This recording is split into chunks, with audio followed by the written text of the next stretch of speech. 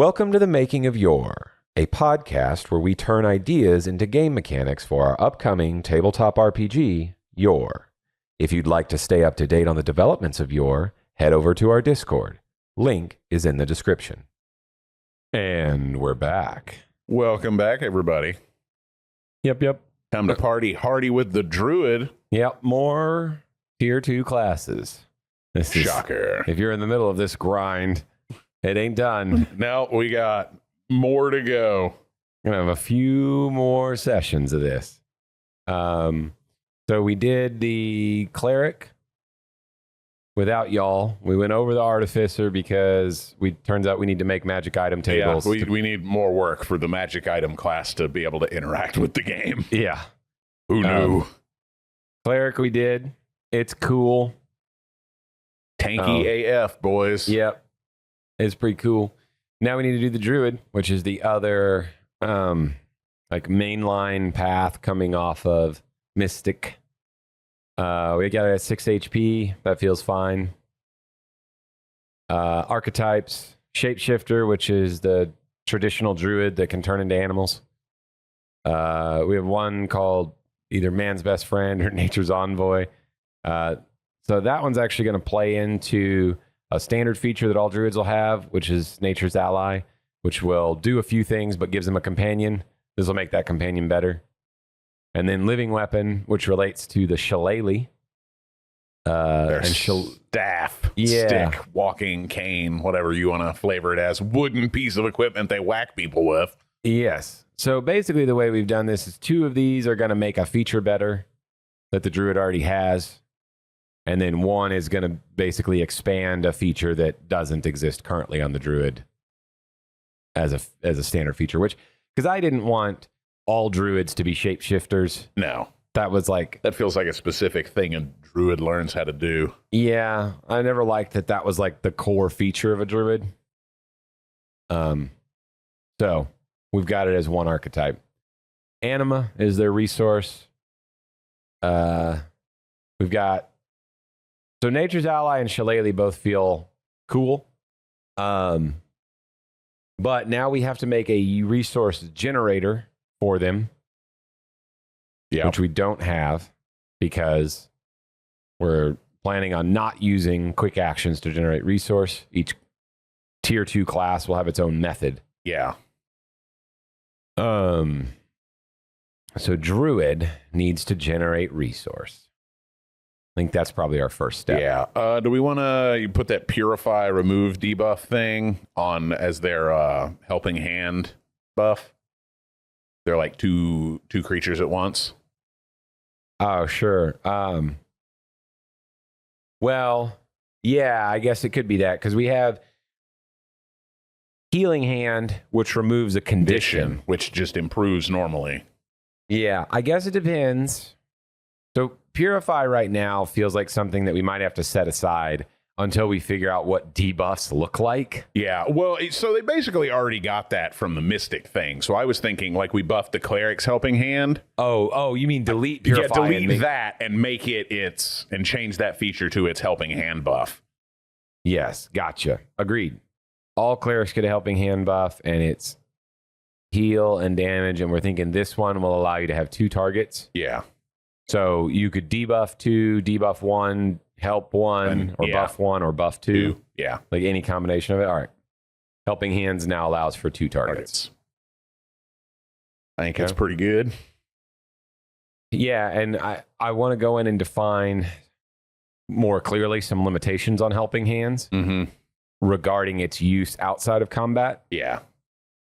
We talked a little bit about this, but at some point we need to make a detailed notation. I think our original idea, or the most recent edit, I should say, was that if 2 checks are occurring at the same time, you can only pick 1 check. Yeah. And even if that is like, so it's a downtime check, and you all are going to make downtime checks, which might occur like, they're over a length of time, but you can still only pick one of those things because they all occur simultaneously for that encounter.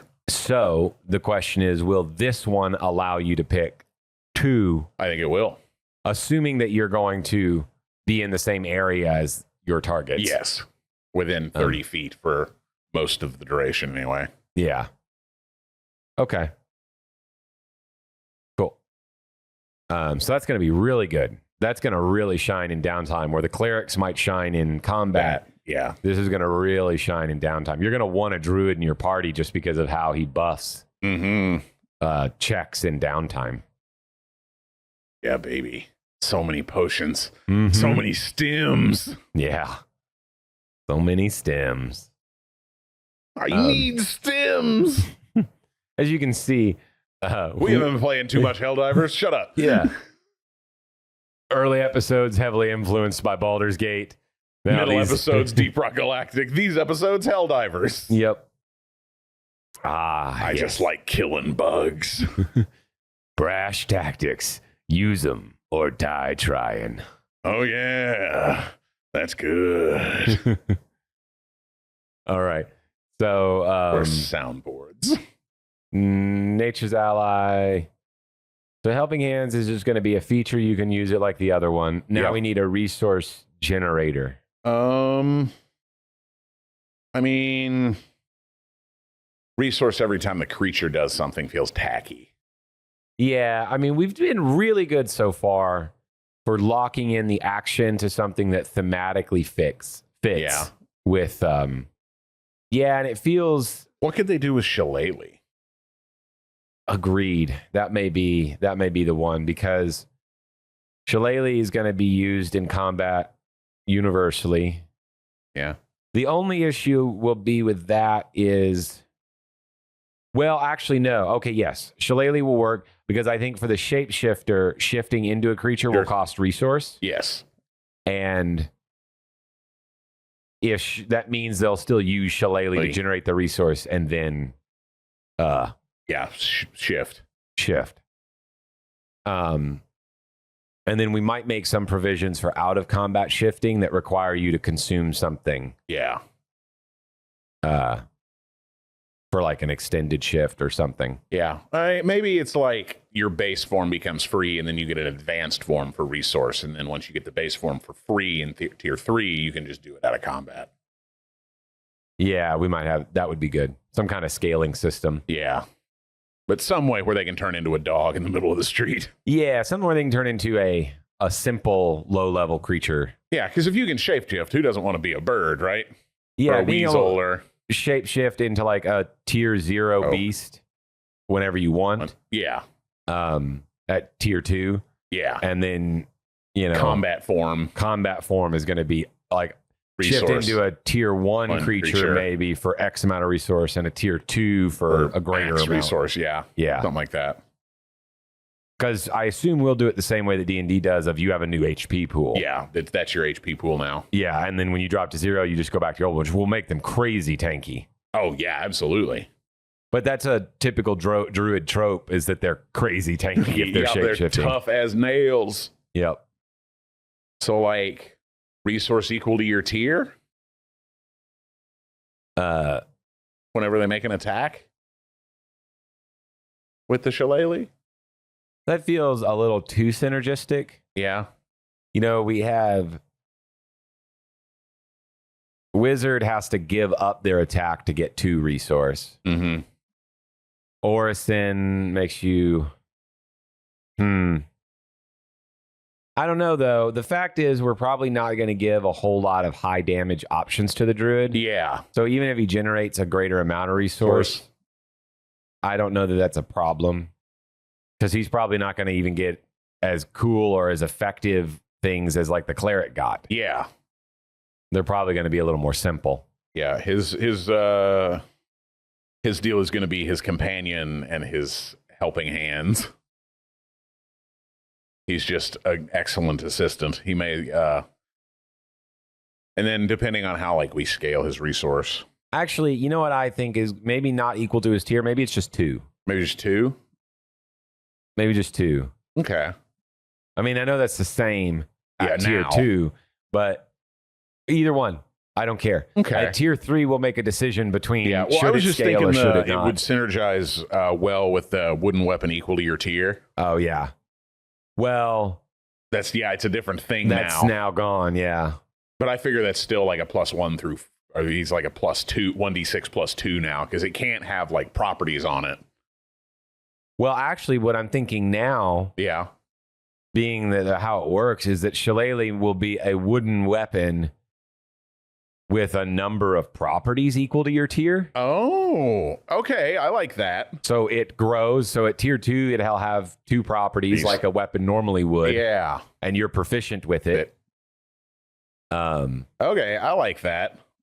And so, if you were you carrying, just pick which 2 you want. Yeah, so if you were carrying a simple club or a simple staff, because you had to, it had to have the simple property because you don't have weapon proficiency. If you're just a dude carrying a stick. So when you become a druid, that stick you're carrying now is infused with your druidic power. So you can make it heavy and sharp or whatever. Yeah, so it now doesn't require the simple property at all. It's gone, and you can make it any 2 properties you want. And then when you hit tier 3, it gains another property. Yeah. And tier 4, it gains another property. I think that's... Yeah, I like that better than what we've got. Cool. Yeah, we'll have to figure out. There's a possibility that we'll want it to have maybe just 2. Like maybe it has 2 mundane properties right now. Yeah. And then at tier 3, it gains 1 magical property instead of a 3rd mundane property. Yeah. Well, honestly, we may commingle them. So you could have just a D6 weapon with 2 magical properties on it if you wanted.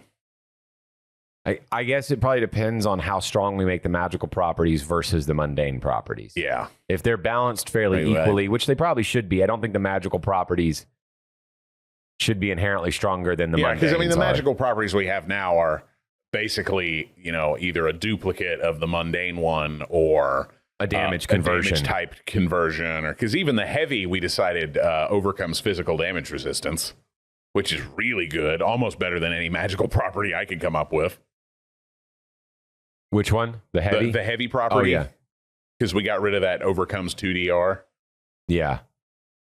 Okay, Shillelagh, wooden weapon with a number of mundane or magical properties equal to your tier.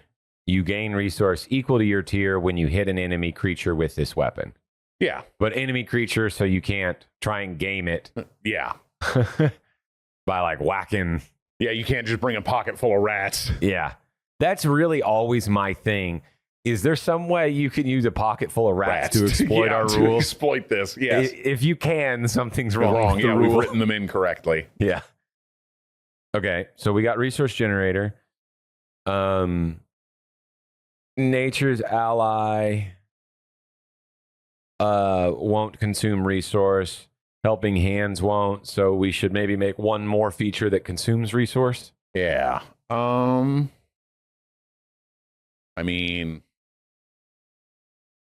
Plant growth is always fun.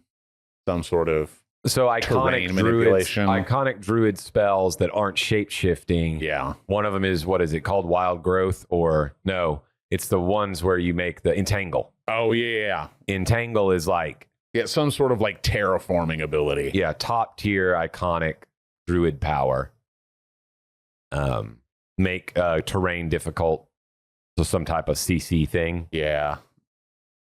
I also kind of like the idea that like the historical druid was like a wandering Celtic Judge Dredd. Yeah. They were like, you wanting to make a druid paladin? Well, no, I was just thinking like some kind of like adjudication ability or something, because they were like wandering judges.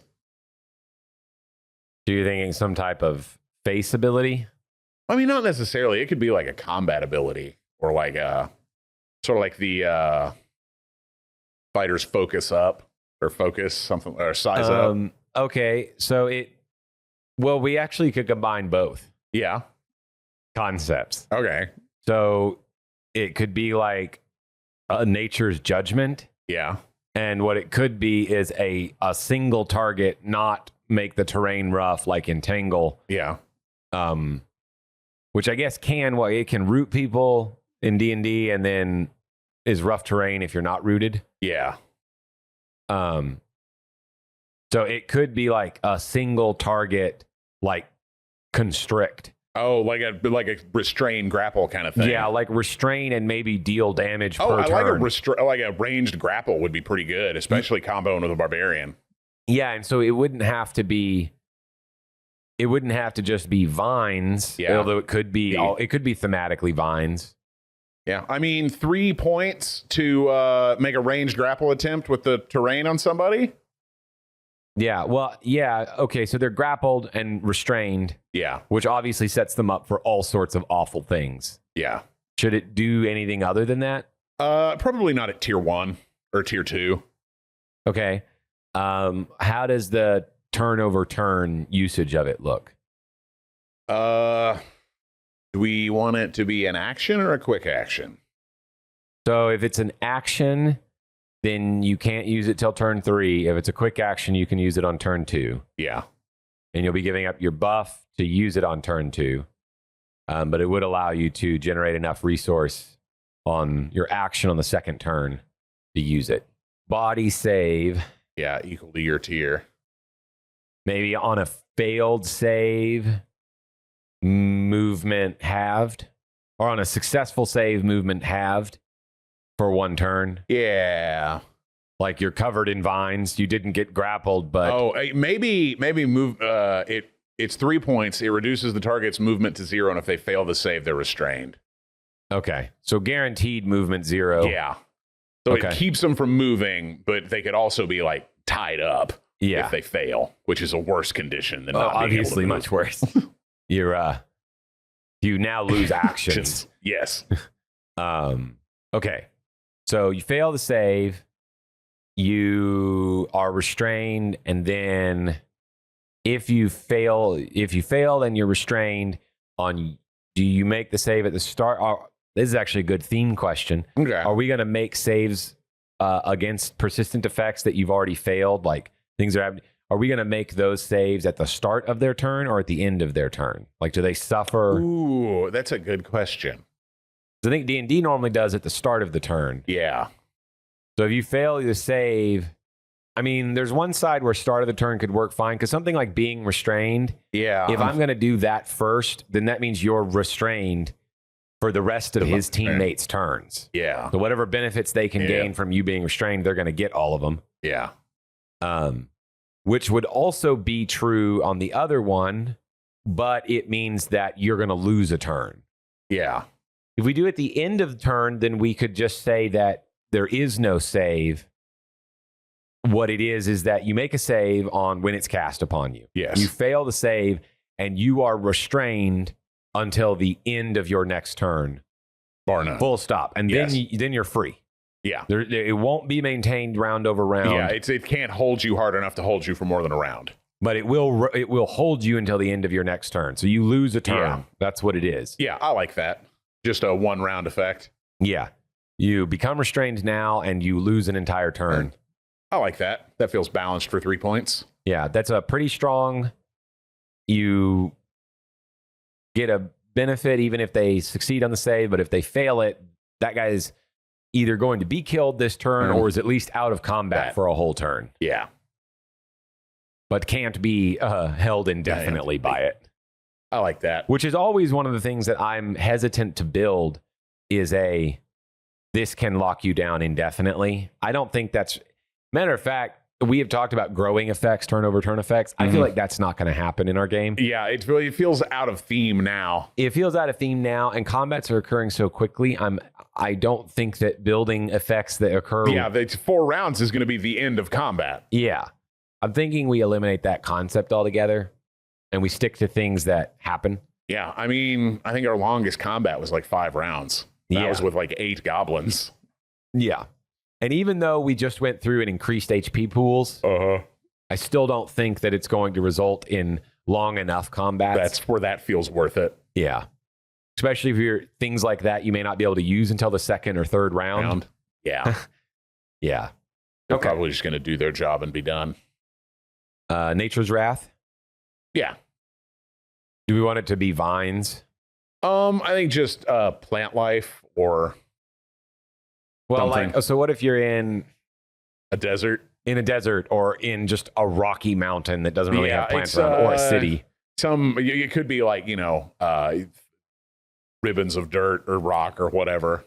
Or do we just say this dude makes vines bust out of the ground wherever no matter they where are. he's at? Yeah. Call upon the land to restrain your foe. And it can just be it's whatever. Just made up of they whatever. just have to be in contact with the ground for it to work. Okay. So it won't work on a flying creature. Okay, Nature's Wrath, 3 anima. Call upon nature to restrain a foe. Target speed is reduced to 0. On a failed save, target creature is also restrained by the environment until the end of their next turn. Target must be in contact with the ground when this feature is used. Sounds good to me. All right. So we've got generators, features, consumer. Go on to archetypes. What tier do we want Nature's Ally to be? 1? Oh, a tier 1 creature? Yeah. Tier 1 plant, fey, plant, or beast? Yeah. Sure. That will be the base, I guess. Yeah, I think so. And man's best friend might It's get a tier 2. Yeah. Yeah. So he'll have not really ribbon, but the passive feature will be it's up tier 2. Yeah.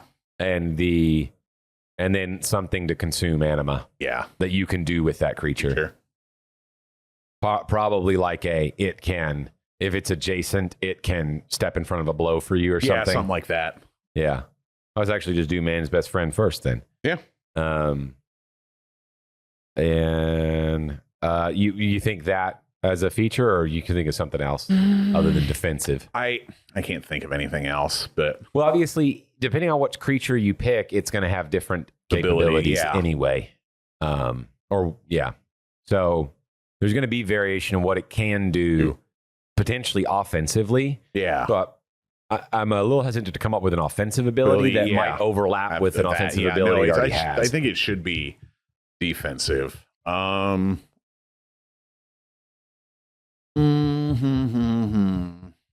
Unless we make it some type of attack together feature. But I don't. No, I think can take a hit for you if it's adjacent. Yeah. If it's adjacent, it can. If the creature is adjacent, anything that targets you, you can instead shift it so that it targets the creature. Yeah. Yeah. Oh, maybe it can apply to not just you, but your allies. If it's adjacent to any ally. Yeah, I'm fine with that. That might cost 2 points, though. That's a little better. Yeah. You want to do it that way or just yourself? I think just yourself is more thematic. But I like that. Yeah. If that's not good enough, we can make it all allies. Because I imagine the move for this guy is going to be ride the fucking thing. All right. Whenever you become the target of an attack or spell and your nature's ally is adjacent to you, you may spend 1 anima to cause that effect to target them instead. Yeah. Okie dokie. And we'll go back to Shapeshifter. Yeah. Into any tier 0 beast for free. Yeah. That's going to be really good. Do we want it to cost something, like some type of material resource? I think time. Okay. I think it takes you time to do the ritual to turn into one. I don't think you just shift like a werewolf. It costs resource to shift. Quickly in combat. Yeah. How much time? 10 minutes. Okay. So it's obviously a combat shift. But what does it do? Well, I mean, I would assume you're just going to spend resource and you can shift into any tier 1 beast. Yeah. I feel like it should always be a tier below whatever tier you are. Yeah. But you're getting their HP pool. So you're gaining a lot of tankiness. Yeah. You might do a little less damage, but I feel like that's generally in line with how D&D works, which probably feels okay. Yeah, it's in this game it's arguably stronger because HP has more value. Yes. It's being able to stack that up that way. Yeah, tier 1 plant or beast. Maybe just beast. Yeah, I was thinking just beast. Okay, I mean, we don't have any plant creatures at tier 1 anyway. It doesn't fucking matter. Yeah, we don't have any yet, but I feel like shifting into beast is Makes easier. sense. Yeah, it would be. So maybe easier. that's how it goes up: is they get beasts at tier 2, plants at tier 3, and Fey at tier 4. Yeah, maybe your types increase as well as your tier. Because obviously at tier 2, you can shift into a tier 1. At tier 3, you'll be able to shift into a tier 2. Yeah. And at tier 4, you'll be able to shift into a tier 3. And maybe the types you can shift into will expand as well. Yeah, we'll see how that feels. Yeah. I'll just put tier 1 beast. 2 resource? So that would, it depends on also full round action or quick action. Because if it's a quick action, you'll be able to do it on turn 1. Yeah. You hit somebody, gain 2 resource, shift. I feel like 2 is fine because it's hard to gain resource with a shillelagh in animal form. Yeah, you're not going to gain resource in animal form. Yeah, so I feel like making it pretty cheap is also a tier 1 creature's not that strong. No, it's not. You're going to have you'll probably have an attack that is near the kind of damage that you're already doing. Yeah. Well, let's look. Yeah. Let's see what we got in the... You're tier 2. And you'd be able to shift into, I think lion is one of the scariest. I think you're right. Constrictor snake. Wolf. Unicorn. Is that a beast? It's probably a Fey. Yeah, you're right. Sasquatch. I don't know if that's a beast. Yeah, I don't know if that's a beast or not. Okay, so lion is 12 HP, natural weapon 4, and you have a frighten effect that forces people to cower. Yeah, a wolf is 7 HP, natural weapon 4, 40-foot speed, and 2 extra damage when adjacent to an ally. Yeah. So yeah, I feel like cougar.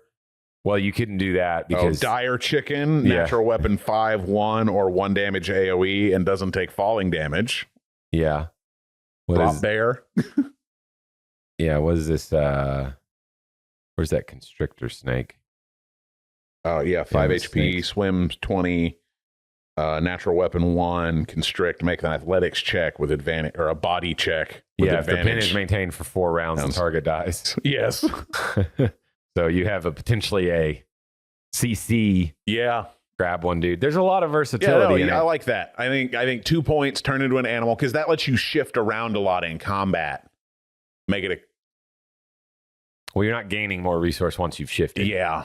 Well, because basically it's... But if you fall out of it, you hit one more guy and then you shift again. Yeah, you got to go hit somebody and then you can turn again. Did we want it to be an action or a quick action? Or a full round action? Not a full round action. Yeah, that's... I think it has to be a quick action. Yeah. And I know that feels right for strong, combat shift. But this is, you're shifting into a tier below you. You're not going to be heavy damage, but you're going to be getting... you're going to have a lot of options. It's going to play more interestingly if it's quick action. Yeah.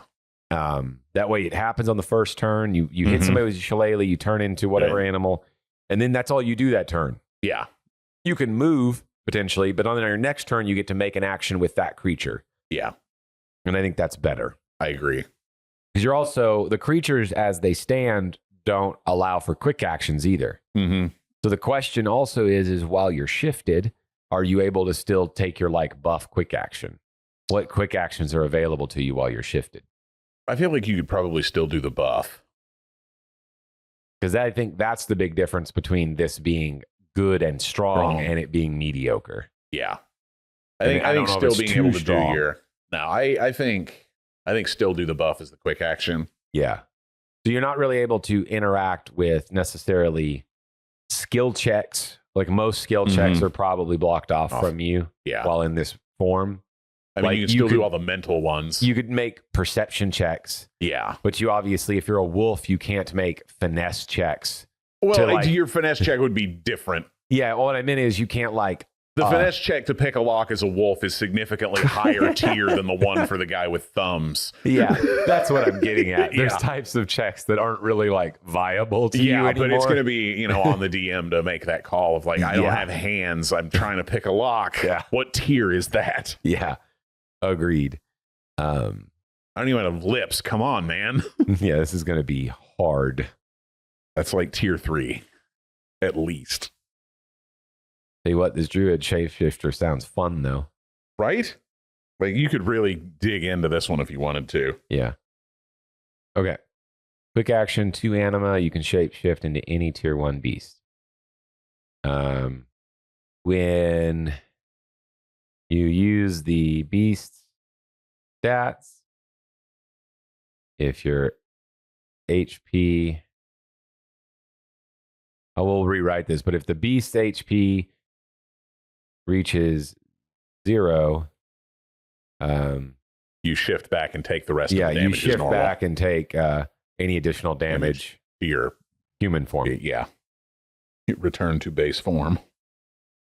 That feels like that covers generally how it's going to work. I think so. We'll probably reword that a little bit whenever we I agree. put it in the book. But for us working right now, it'll be enough for us to write the Functionally, that will let us work with it. All right. Living weapon.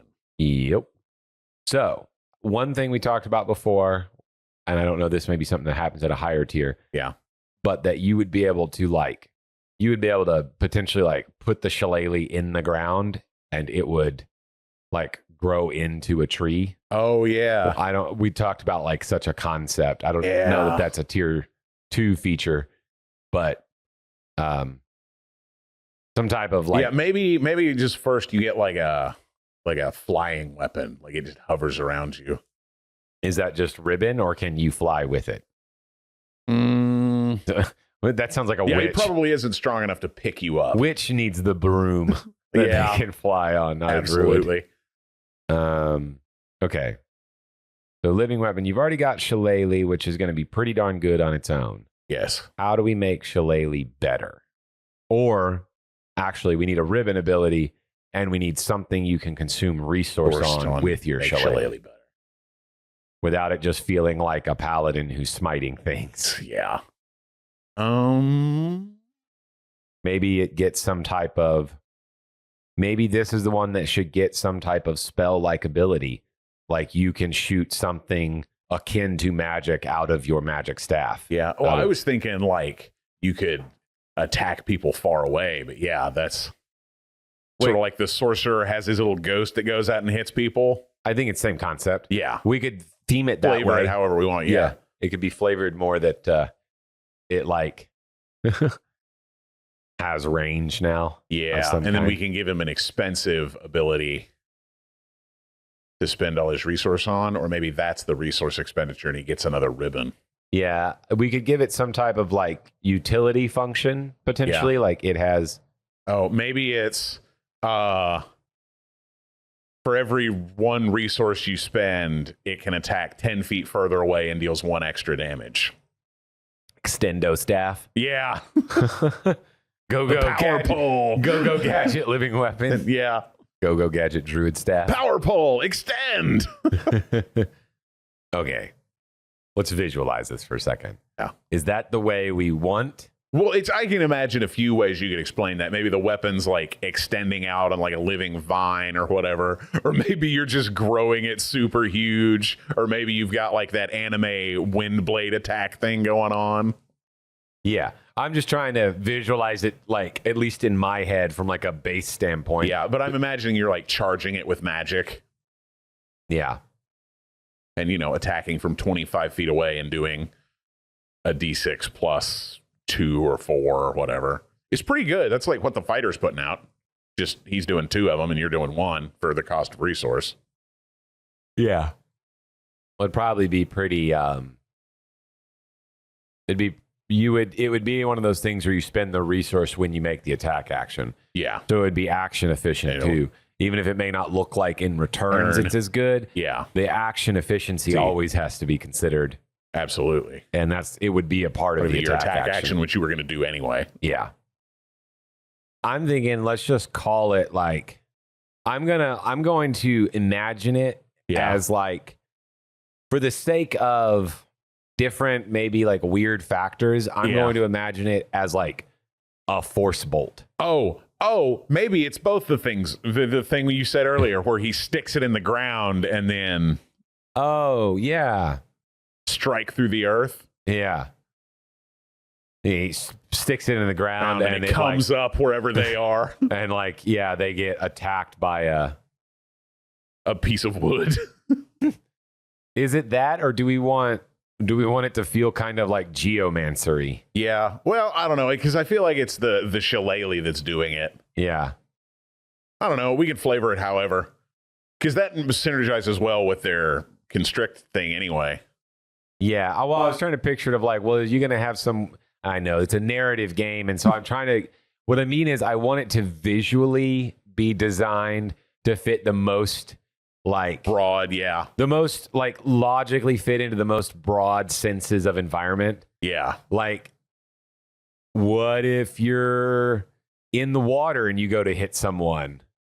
Does it just get really long and hit them? What if it's on a mountainside and you're in a stone ground? Does it make sense? Yeah. So I'm like visualizing. Well, I think if you're in the water, you're not in contact with the ground. Yeah.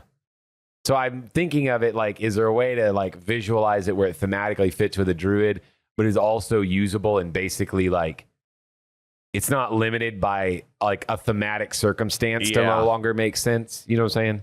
Yeah. I don't know. We could just write the mechanic and leave the write some broad flavor for it later. Yeah. Because like all of those make sense, and I don't want to like lock anybody out by deciding something. So maybe it's best that we just give like 3 examples of like, it could look like this. Mechanically, here's exactly what it does. Here's 3 examples of what that might look like. By channeling power through your shillelagh, you find the ability to strike at range. Sometimes people stick into the ground and have them get stabbed by a root. Sometimes people shoot force blasts. Yeah. Sometimes people cut anime tanks in half. I think that's better. Yeah. That leaves you with a circumstantially narrative flexible ability that mechanically is always balanced. Yeah, do you just grow a buster sword out of your walking stick? Whatever. Does it become a giant like whip? But yeah. That you like whip the whole shillelagh? Yeah, whatever. Yeah. Your magic wooden toy. Yeah. I'm just going to put visually flexible. Yes. We'll come up with flavor is free. Yeah. Flavor is free. I wish the people who made D&D understood that. Had understood that when they made their game. like just give me the mechanic and don't tell me how this has to work. Contextually, I can make it look cooler because I know the exact scenario I'm in. You don't. So this is weird. I can't do it because of the way they wrote it. Yeah, give me the rules and I'll do something cool with it. These are the people who gave us the infinite wave dash. Yeah. You can fly at like Mach 10 as a monkey. Absolutely. Just insane. I think it was actually like practically infinite speed. Well, yeah, you were limited by how high you could start your turn. Which meant in physics, you could instantly kill yourself. Yeah, you were a 6-second teleport away from anywhere, provided you were tall enough. Yeah, except for it would rip your skeleton out of your body. Yeah. if you tried to calculate the speed you were moving. Yeah. How high do I need to be before I break the speed of light? Yeah. Okay, so that's the resource spend. What should be the ribbon feature of Living Weapon? That's what I'm thinking about. Living Weapon. Is it sentient? I feel like not at tier 2. I feel like tier 4 is when it gets sentient. Can it grow food? Ooh. That feels weak for a ribbon ability. Yeah. I don't hate it, but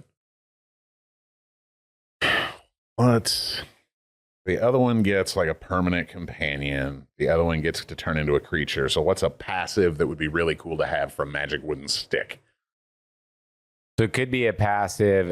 It could be one additional feature. One additional. Yeah. What did we you call get an those? Extra weapon quality? Point? One extra property. Yeah, that fits. That's pretty good too. Pretty good. Does that, and it would probably just be one. You'll get one from this. Yeah. Because your shillelagh is going to go up by 1 every tier anyway, the way it's built. Yeah. Now, should shillelagh not do that, and only this guy's, you get 1 additional, and it'll keep growing just for the living weapon? Or should all of them grow to eventually tier 4? I think you need, well, Because it's a lot less important to the shapeshifter that it grow because he's going to only use it like one attack a turn anyway. Yeah. Or should want to only use it one attack a turn. Yeah. Maybe that's the way it works. And you're still going to get to have a weapon that has 2 features and you're proficient in it. Yeah. Although other people are going to end up being able to have access to magic weapons with more features. Yeah. And now you're locked out of that. Which was like a real problem, like Vow of Poverty in 3.5. Yeah, I think we keep it as tier, and then this guy just gets better. Because, you know, the artificers are going to be able to pass out extra cool magical gear anyway. Maybe we go back and just say that you only get mundane features from Shillelagh. Oh, yeah, and he gets one extra. He gets the point to spend on a magical feature. Yeah. So you'll still get a growing weapon, which eventually has 4 features. Yes, they're all mundane, but nobody else will even have a weapon with 4 features because Masterwork is 3. Yeah, so I like that. So he can spend his extra magic points. Mm-hmm. You'll get to have a more magic-y weapon. Yeah, I like that. Okay. Woo!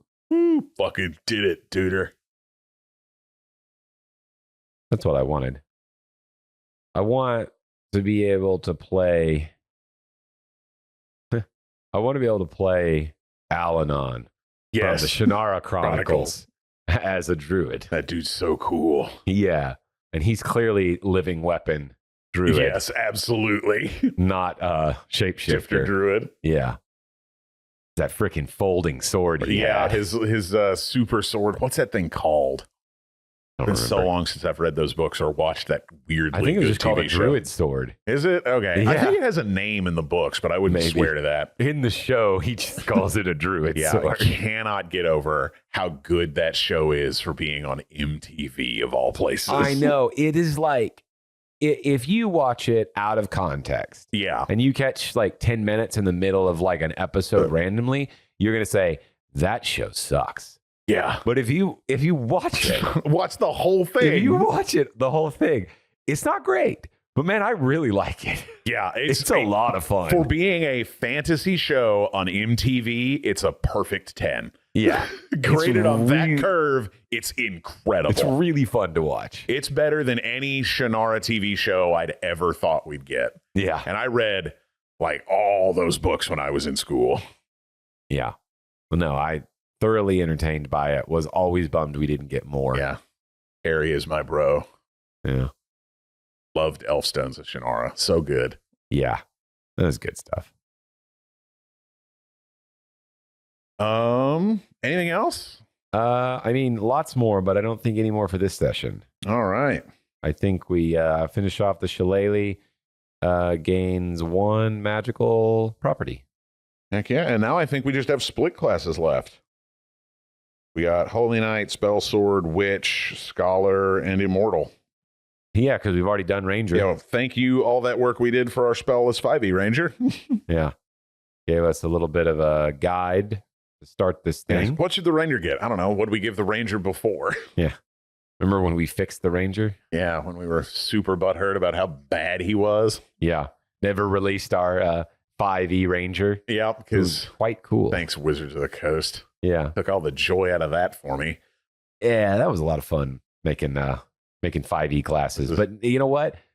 They did that. I'm having fun doing this too. And now we're doing this. And this has been a 2-year endeavor, and it's been their loss. A ton of fun. All right. Then I think that is where we will call it, and we will pick up with the Holy Knight. Ooh, baby. All right. See y'all next time. Catch y'all on the flip side.